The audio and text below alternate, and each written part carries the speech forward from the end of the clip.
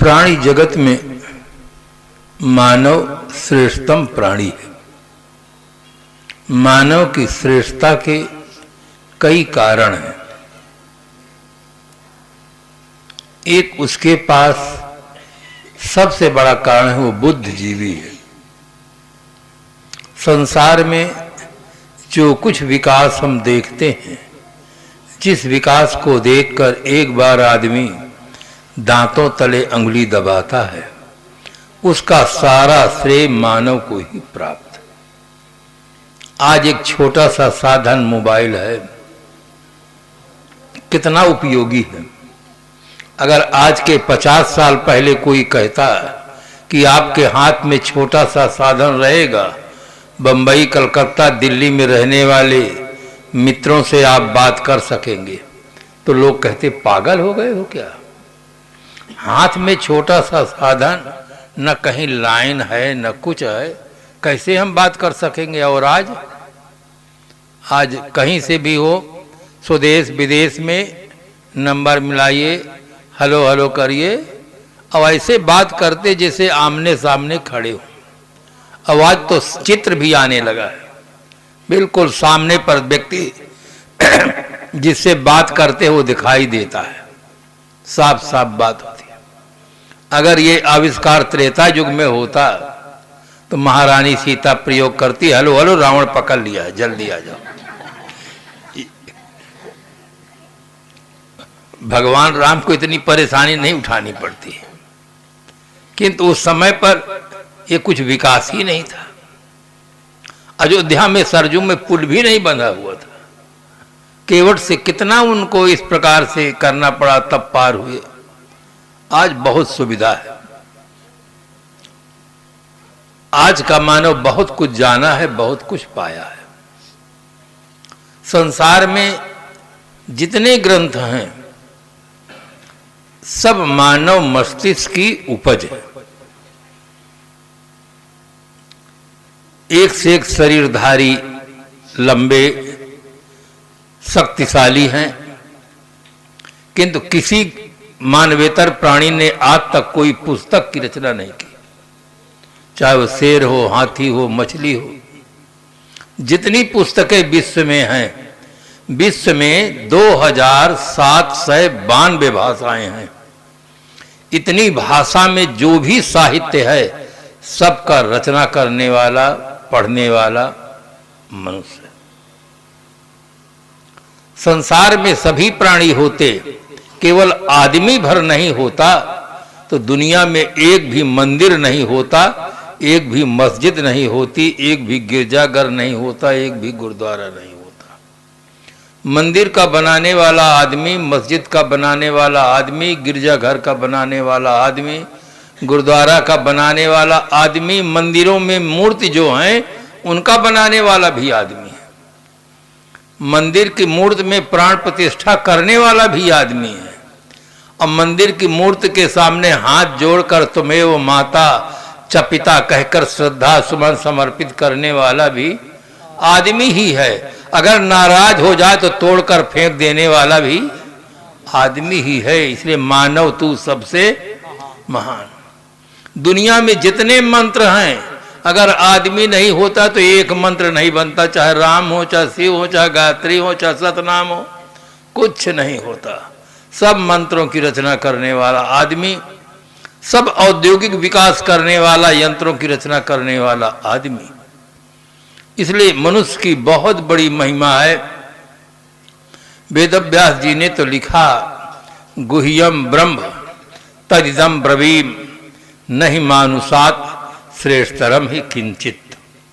मैं आपको एक गोपनीय बात बताता हूं कि मनुष्य से श्रेष्ठ कुछ नहीं। तीर्थंकर कहलाने वाले जैन परंपरा में 24 तीर्थंकर हुए, सब आदमी थे। अवतार कहलाने वाले रामकृष्ण सब आदमी थे। पैगंबर कहलाने वाले हजरत मोहम्मद साहब आदमी थे। यीशु ईश्वर पुत्र कहलाने वाले वो भी आदमी थे। जो वैज्ञानिक हैं, मिसाइल बनाने वाले, बम बनाने वाले, ये भी आदमी ही है। आदमी से बड़ा कुछ नहीं है। आदमी ही कल्पना करता है कि आकाश में कहीं ईश्वर है, परमात्मा है। अमुक लोक में अगर धरती तल पर आदमी न रहे, कल्पना करो कि अगर एक बार आदमी धरती तल पर न रहे तो राम और अल्लाह दुई पहले विदा हो जाएंगे।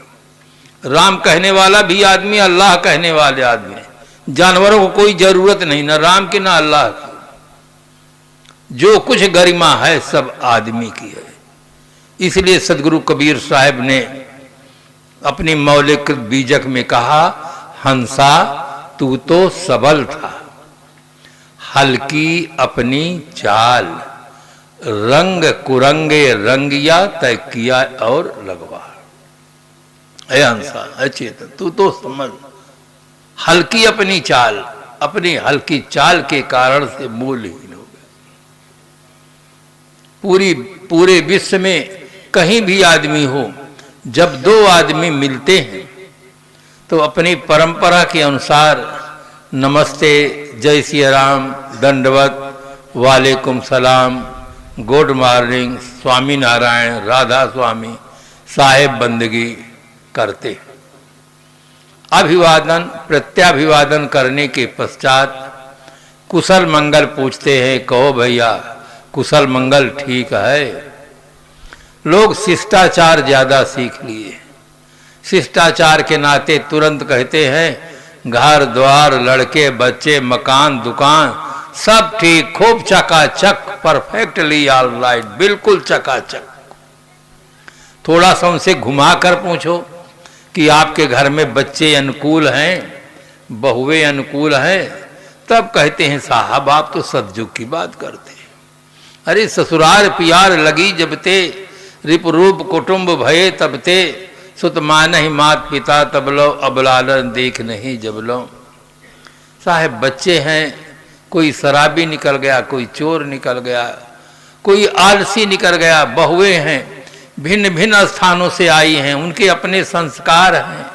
सुबह होते ही हमारे घर में तो इतना कांव कांव मचता है कि कौवा भी बैठने में शर्माता है, सोचता है मुझसे बड़े कौवा हैं, ये काले नहीं गोरे कौवा हैं, बेचारे मारे शर्म के उड़ जाता है। साहब हाल ठीक नहीं है।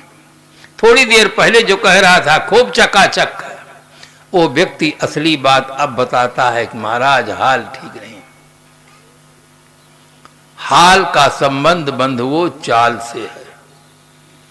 अगर आदमी की चाल ठीक होगी तो उसका हाल ठीक होगा, और चाल खराब होगी तो हाल खराब होगा। रावण सोने की लंका का राजा, अपने समय का प्रकांड पंडित, बहुत बड़ा बलवान व्यक्ति, बहुत बड़ा परिवार वाला व्यक्ति, किंतु चाल की खराबी के कारण से महारानी सीता का अपहरण करता है और रावण मारा जाता है। चमकती है जो वस्तु नहीं वो सोना होता है, चमक पर जो भी मरता है उसी को रोना होता है। आदमी अपनी चाल के कारण से अपने हाल को बिगाड़ा है। इतिहास के पन्नों को पलट कर देखें, पृथ्वीराज कितना बड़ा वीर था, कितना बड़ा योद्धा था, किंतु जयचंद की लड़की पर मोहित हो जाता है, उसका अपहरण करता है। जयचंद पृथ्वीराज में मनमुटाव हो जाता है, मोहम्मद गोरी आकर आक्रमण करता है, जयचंद जाकर मिल जाता है, पृथ्वीराज का पतन हमारे देश का पतन हो जाता है। चाल की खराबी के कारण से आज आदमी के सामने कितनी बड़ी बड़ी समस्याएं खड़ी हैं। नसबंदी, ऑपरेशन, लूप, ये सब चाल की खराबी के कारण से हो रहा है। चाल की खराबी के कारण से तमाम भ्रष्टाचार, अपहरण, बलात्कार, अवैध संतान, ये केवल चाल की खराबी से हो रहा है। अगर आदमी अपनी चाल ठीक कर ले तो हर समस्या का सही समाधान हो सकता है। हमारे देश के पूर्वजों ने लिखा, यत्र नार्यस्त पूजन्ते रमन्ते तत्र देवता। जहाँ नारियों की पूजा होती है वहाँ देवता निवास करते हैं। कितना सुंदर लिखा गया है। और आज सामूहिक बलात्कार हो रहा, अपहरण हो रहा। आज हर आदमी को जगने की आवश्यकता है, वैचारिक क्रांति की आवश्यकता है। आज तो पढ़ाया जाने लगा, दुकानों में लिखा जाने लगा, संडे हो या मंडे रोज खाओ अंडे। सारा विटामिन अंडा में पहुंच गया। सबसे पहले एक माँ कहती रही कि मैं अपने बच्चे को 2 अंडा रोज खिलाती हूँ। मैंने कहा 2 अंडा रोज खिला, तब बूढ़े हो जाए 2 अंडा रोज मारेगा बूढ़े होने पर। अंडा में क्या विटामिन है? आप लोग देहात में है, जानते हैं। आपके यहाँ सांड है, सांड कभी अंडा नहीं खाता, हाथी अंडा नहीं खाता, घोड़ा अंडा नहीं खाता। इनके घास में दे दो छू कर, ये सूंघ लेते हैं, जान लेते खाने लायक नहीं है, छोड़ देते हैं। ये आदमी के पास नाग भी है, पढ़ा भी है, तो भी खा रहा है, नहीं समझ पा रहा। अब अंडा खाने वाले से, हाथी से लड़ा के देख लो कौन हारता है कौन जीतता है। अगर हाथी एक पैर रख देगा तो कीं से कह के रह जाएगा। अंडा नहीं खाता, पाती घास खाता, कितना ताकत। भैंसा को देख लीजिए, सांड को देख लीजिए, कभी अंडा नहीं खाता, कितना ताकत वाला होता है। आदमी के दिमाग में भ्रम फैलाया जा रहा है, मछली खाओ, अंडा खाओ, कबूतर खाओ। अपने बच्चे की रक्षा चाहते हैं, दूसरे के बच्चे को पकाकर खा रहा है आदमी। उसकी चाल कितनी बिगड़ गई। चाल बिगड़ने से ही पूरे विश्व में हाहाकार छाया हुआ है, जो आतंकवाद फैला हुआ है, केवल चाल बिगड़ने का परिणाम। आदमी की शक्ति से अब डर रहा है आदमी, आदमी को लूट कर घर भर रहा है आदमी, आदमी ही मारता है, मर रहा है आदमी, समझ कुछ आता नहीं क्या कर रहा है आदमी। आदमी से कपट लीला कर रहा है आदमी, कब भ्रमों की लहरियों से तर रहा है आदमी। आदमी से आदमी की डोर युग युग से बंधी, आज लेकिन आदमी से डर रहा है आदमी। आज पूरे विश्व में भय का वातावरण बना हुआ है। आज आदमी बाघ से नहीं डरता, शेर से नहीं डरता, हाथी से नहीं डरता, सर्प से नहीं डरता है, तो केवल आदमी से डरता है। अब आदमी में खराब आदमी से डरता है, अच्छे आदमी से क्या भय। यहाँ कार्यक्रम चल रहा है, कोई संत आ जाए, कोई सती साध्वी देवी आ जाए, कोई अच्छे राजनेता आ जाए, कोई अच्छे भक्त आ जाए, तो कितनी प्रसन्नता होगी कि बहुत अच्छे समय से आप दर्शन दिए, पधारिए, आपका स्वागत है। किंतु एक ही आदमी आतंकवादी राइफल और बम लेकर आ जाए, तब सबके मन में भय व्याप्त हो जाएगा, पता नहीं अब क्या होने वाला है। क्योंकि जहां ये पहुंच जाते हैं, राम अल्लाह दोनों भाग जाते हैं। चाहे मंदिर वाले हो चाहे मस्जिद वाले, दोनों रक्षा नहीं कर पाते, दोनों जगह गोली चला के मार डालते हैं। और कहते भगवान सब जगह पहुंच, पता नहीं कहां चला जाता है। और कहते सर्वशक्तिमान हो, रोक भी नहीं पाता है। ये सब जबानी खर्च। हर आदमी को अच्छा आदमी बनने का प्रयास करना चाहिए, और ये हमारे शिक्षा में परिवर्तन होना चाहिए। शिक्षा में डॉक्टर बनने के लिए अलग कोर्स है, वकील बनने के लिए अलग कोर्स है, इंजीनियर बनने के लिए अलग कोर्स है, अच्छा आदमी बनने के लिए कोई कोर्स ही नहीं है। फिर आप कैसे सोचते हैं कि हमारे बच्चे अच्छे आदमी बनेंगे? आज के हमारे पढ़े लिखे बच्चे क्या कहते हैं? वो कहते हम दो, हमारे दो, माता पिता को वृद्धाश्रम में दो। माता पिता को घर में देखना ही नहीं चाहते। जिन्होंने जन्म दिया, पाला पोसा, पढ़ाया लिखाया, विवाह शादी किया, उनको कहते वृद्धाश्रम में दो। वृद्ध अवस्था में टी टी करते रह जाते, इनको हटाओ घर से, वृद्धाश्रम में दो। एक आदमी बड़े गौरव के साथ बता रहा था, एक लड़का एक महात्मा से, कि हम अपने माता पिता को ऐसे वृद्धाश्रम में भेजे हैं जहां सुंदर से सुंदर भोजन मिलता है, टेलीविजन देखने को मिलता है। बहुत प्रशंसा कर रहा था कि हम सब पैसा देते। महात्मा जी चुपचाप सुनते थे। जब वो बोलना बंद किया, महात्मा ने कहा तुम्हारे पिताश्री ने एक बहुत बड़ी भूल की है। तब चौंका कि क्या भूल किया महाराज हमारे पिता ने? कहा जिस दिन तुम्हारा जन्म हुआ था उस दिन तुमको अनाथालय में भेज देते तो आज उनको अपना घर नहीं छोड़ना पड़ता। यही भूल की तुमको, तुम अनाथालय में भेजने लायक थे। तब उसके रोआ खड़े हुए कि मैं गलती किया। आज हमारा समाज शिक्षित है किंतु मां को मां नहीं कह रहा है। एक कॉलेज का पढ़ने वाला छात्र था, लव मैरिज किया। माता पिता का अकेला संतान था। माता पिता को बड़े गौरव था कि मेरा बेटा कॉलेज में पढ़ रहा है, जब पास हो जाएगा तो हम इसको अच्छे घर में शादी करेंगे, खूब धूमधाम से विवाह करेंगे, उत्सव मनाएंगे। घर में लाके बहू को रख दिया। उसने कहा ये कौन है माँ? माँ ने पूछा कौन है? कहा आपकी बहू है। माँ के नीचे से धरती खिसक गई। माँ के सारे अरमान टूट गए। माँ उसको अब गांव के लोग मिले और समझाने लगे कि माँ अगर आप विरोध करोगे तो ये बच्चा आपके हाथ से भी चला जाएगा, घर छोड़ देगा ये।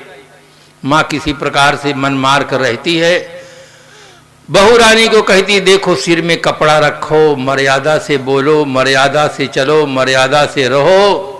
वो कहती माँ आपका जमाना बैलगाड़ी का था, हमारा जमाना तो रॉकेट का है। सब आप ही नहीं जानती, मैं भी जानती हूं। जो भी माँ कहे उसका उल्टा करे।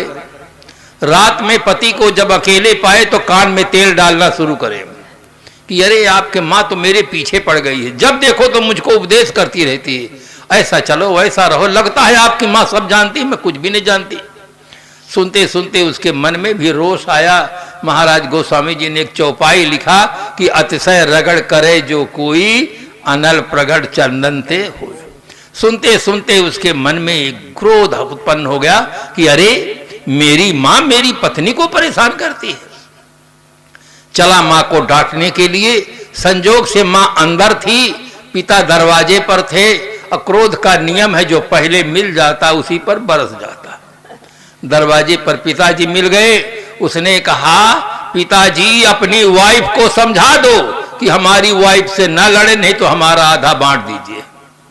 बंधुओं सोचिए, जिस देश का नौजवान शिक्षित व्यक्ति अगर माँ को माँ नहीं कह पाता हो, माँ को कहता पिताजी अपनी वाइफ को समझाओ कि हमारी वाइफ से न लड़े, उस शिक्षा का क्या मूल्य है? शिक्षा में नैतिकता का कोई बल नहीं दिखाई देता है। नैतिक क्या, पढ़े लिखे लोग सिगरेट पी रहे हैं, शराब पी रहे हैं, अंडा मुर्गी मछली खा रहे हैं, केवल पढ़ करके नौकरी कर रहे हैं, पैसा कमा रहे हैं, किंतु अच्छा जीवन जीने का उन्हें सौभाग्य नहीं प्राप्त हो रहा है, क्योंकि उनको वो संस्कार नहीं दिए गए। उस प्रकार के न संस्कार घर में मिले, न संतों के पास, गुरुजनों के पास तो जाते ही नहीं, बैठते ही नहीं। कहाँ से अच्छे संस्कार मिले? और अच्छे संस्कारों के अभाव में कोई भी आदमी अच्छा आदमी नहीं हो सकता। बच्चे ये हमारी असली संपत्ति है। इन बच्चों को अच्छे संस्कार देंगे तो घर में धन भी बढ़ेगा, कुल की मर्यादा भी बढ़ेगी। अगर बच्चों को कमा करके धन दे दिए, दान धर्म में पैसा नहीं लगाए, संत गुरुजनों के पास नहीं गए कि पैसा खर्च होगा, सब पैसा बच्चों के लिए रखे, अब बच्चों को अच्छे संस्कार नहीं दिए तो ये गलत लाइन पर चलेंगे, कुल की मर्यादा को भी बिगाड़ेंगे, धन का भी दुरुपयोग करके अपना पतन कर लेंगे। सबसे ज्यादा आवश्यक है बालक बालिकाओं को अच्छे संस्कार देना। अच्छे संस्कार देंगे तो आपकी सेवा भी करेंगे, मर्यादा भी बढ़ाएंगे, धन भी बढ़ाएंगे। आज इसकी बहुत जरूरत है। आज वातावरण कुछ भौतिक विकास तो आदमी खूब किया है, कर रहा है, किंतु उसका अपने विकास की ओर ध्यान नहीं जाता है। एक सेठ जी थे, जब शरीर छूटने, उनके पास एक दुकान थी, एक लड़का था। शरीर छूटने का समय आया तो वो समझाए बेटा ये दुकान है, ठीक से रहना, इससे रोजी रोटी तुम्हारी चलती रहेगी। आदमी अगर अच्छा हो तो उसका धंधा चलता है। वो सेठ जी थे, बच्चे के रूप में थे, जब बड़े हुए दुकान संभालने लगे, शादी हुई, उनके 3 लड़के हुए। 3 लड़कों के लिए 3 दुकानें बनवा दिए, कुछ दुकानें किराए पर उठा दिए। बहुएं 3 जगह से आई, तीनों बहुएं अच्छी निकली, सेवा भावी निकली, मकान है, बच्चे हैं, बहुएं अच्छी हैं, फिर भी वो भीतर से दुखी है। एक दिन अपने मित्रों से कहा कि संसार की दृष्टि में मेरे पास सब कुछ है जिसे लोग कहते हैं कि सुखी आदमी है, बच्चा भी है, बहुएं भी है, आज्ञाकारिणी है, धन भी है, किंतु मुझे भीतर से दुख बना रहता है। इस दुख से छूटने का कोई उपाय बताओ, कोई कारण बताओ, मैं भीतर से दुखी क्यों? मित्र ने कहा हम इसका रहस्य नहीं जानते हैं। गांव के बाहर एक संत रहते हैं, वैरागवान संत है, अच्छे विवेकी संत हैं, उनके पास आप जाइए, वो आपको इसका कारण बता देंगे और उपाय बता देंगे। सेठ जी बहुत खुश हुए, क्योंकि प्रायः सेठों को बहुत कम फुर्सत मिलती है सत्संग के लिए। सेठ जी को फिक्र थी एक एक के 10 कीजिए, मौत आ पहुंची कि हजरत जान वापिस कीजिए। प्राय सेठों के पास इतनी व्यस्तता रहती है कि सत्संग के लिए, स्वाध्याय के लिए, साधना के लिए उन्हें फुर्सत ही नहीं मिलती है। केवल संसार के विकास के लिए उन्हें 24 घंटा समय है, अपने विकास की ओर उनका बिल्कुल ध्यान नहीं जाता। संत के पास गए, संत को प्रणाम किए, अपनी समस्या बताए। संत ने कहा, सेठ जी आपने एक भूल की है। आप चीजों का विकास तो बहुत अच्छा किए, आपके पिताश्री एक दुकान देकर गए, आपने 3 दुकान बनवा दी, आपके 3 बेटा हो गए, 3 बहुएं आ गई हैं, किराए की दुकान बढ़ गई हैं। आप आर्थिक विकास तो बहुत अच्छा किए हैं, किंतु अपने विकास की ओर आप ध्यान नहीं दिए हैं। आपके जीवन में जो अनेक वासनाएं बैठ गई हैं, उन वासनाओं के कारण से आपका चित्त अशांत रहता है और ये वासनाओं पदार्थ से शांत नहीं होती है, उसकी तरफ आपका ध्यान नहीं गया है। ये वासनाएं ज्ञान से शांत होती हैं, त्याग से शांत होती हैं, भोग से शांत नहीं होती हैं, और आपने यही बहुत बड़ी भूल किया। इस दिशा में आप कुछ प्रयास नहीं किए हैं, केवल धनार्जन किए हैं, ज्ञानार्जन नहीं किए। जैसे अभी नेपाल से आई बच्ची कितना सुंदर भजन गाया कि ज्ञान की ज्योति जला दे गुरुदेव, हम आपके दर पर आए हैं, ज्ञान की ज्योति जले। विज्ञान हमारे अंधेरे, मकान के अंधेरे को मिटा सकता है, मिटाता है, किंतु आदमी के दिमाग के अंधेरे को विज्ञान नहीं मिटा पा रहा है। अगर आदमी के दिमाग में जो अंधेरा है विज्ञान मिटा देता तो पूरे विश्व में नशा की समस्या का समाधान हो जाता, आतंकवाद समाप्त हो जाता, भ्रष्टाचार, अपहरण सब समाप्त हो जाता है। केवल दिमाग के अंधकार के कारण से ये सब हो रहा है। किसी शायर ने इसी तथ्य की ओर बल देते हुए बहुत सुंदर शब्दों का प्रयोग किया और कहा, रोशनी कोर्ट और किलों में है, रोशनी फैक्ट्री और मिलों में है, रोशनी खूब महफिलों में है, पर अंधेरा दिलों में है। सब जगह जगमगाहट है। आदमी के दिमाग के अंदर इतना अंधकार भरा हुआ है कि दिन में ही उसको नहीं दिखाई देता है कि व्यसन करने वाली चीजों पर लिखा रहता है स्वास्थ्य के लिए हानिकर है, फिर भी नहीं दिखाई देता। और ज्यादा से ज्यादा प्रयोग करने वाले धनी वर्ग के लोग हैं, पढ़े लिखे लोग हैं, उनको दिन में ही नहीं दिखाई देता कि सिगरेट क्या चीज है, शराब क्या चीज है। इसके पीने से नशा नाश का दूसरा नाम, तन मन धन तीनों बेकाम। तन मन धन सब व्यर्थ में चला जाता है। हर आदमी को चाहिए व्यसन मुक्त होने के लिए प्रयास करे, व्यसन मुक्त रहना चाहिए। इसके लिए संत सम्राट सदगुरु कबीर साहब ने कहा, संगत कीजिए साधु की। साधु की संगत करेंगे तभी हमारी चाल ठीक होगी, और इस दिशा में कोई प्रेरणा देने वाले नहीं है। कोई व्यक्ति मास्टर बनना चाहता है तो मास्टर की संगत जरूरी है, कोई डॉक्टर बनना चाहता है तो डॉक्टर की संगत जरूरी है, कोई वकील बनना चाहता है तो वकील की संगत जरूरी है, कोई नेता बनना चाहता है तो नेता की संगत जरूरी है।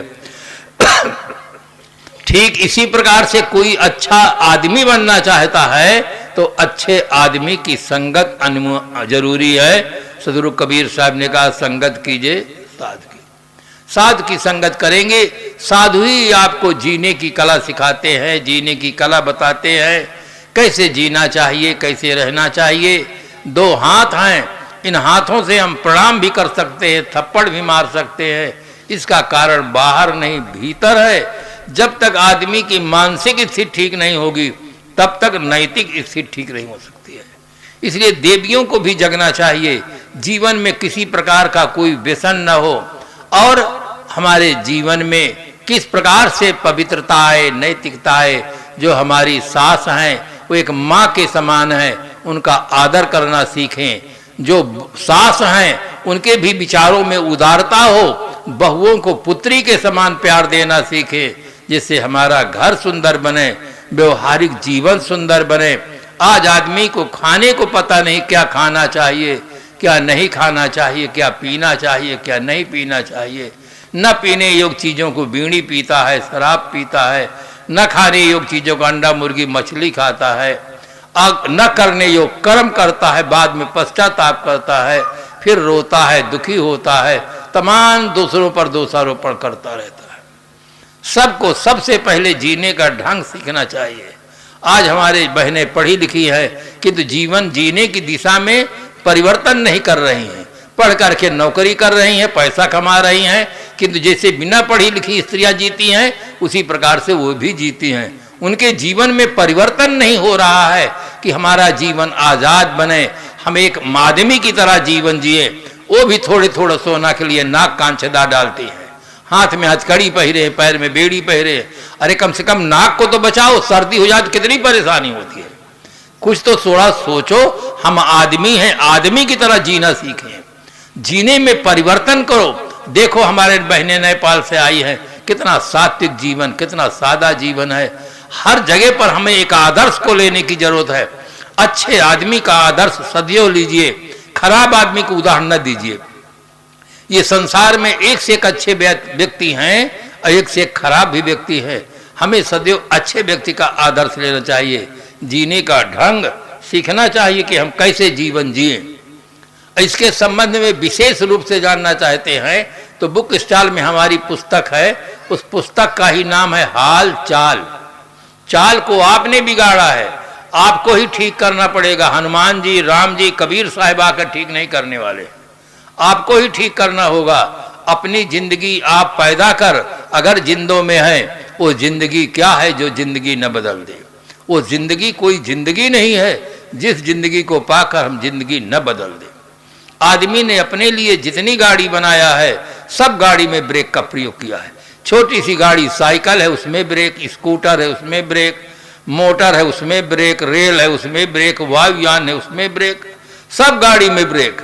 और जीवन रूपी गाड़ी में कोई ब्रेक नहीं है। बिना ब्रेक की तेजी से हाँक दिया है इसलिए एक्सीडेंट हो गया है। जनसंख्या वृद्धि की समस्या, अपहरण की समस्या, बलात्कार की समस्या, जीवन में कोई ब्रेक नहीं है। और ब्रेक की चर्चा गोस्वामी जी ने की है। आपने कहे रामायण में कहाँ चर्चा किया है? जिस समय मंदोदरी रावण को समझाती है और मंदोदरी कहती है जो आपन चाहो कल्याणा, सुयस सुमत शुभ गति सुख माना, तो पर नार लीलार गोसाई तजो चौथ चंदा की। हम लोग तो रामायण पढ़ लेते हैं, प्रतियोगिता में भाग लेते हैं और कभी समझने का प्रयास नहीं करते इसमें जीवन जीने की कितनी सुंदर शिक्षा दी गई है।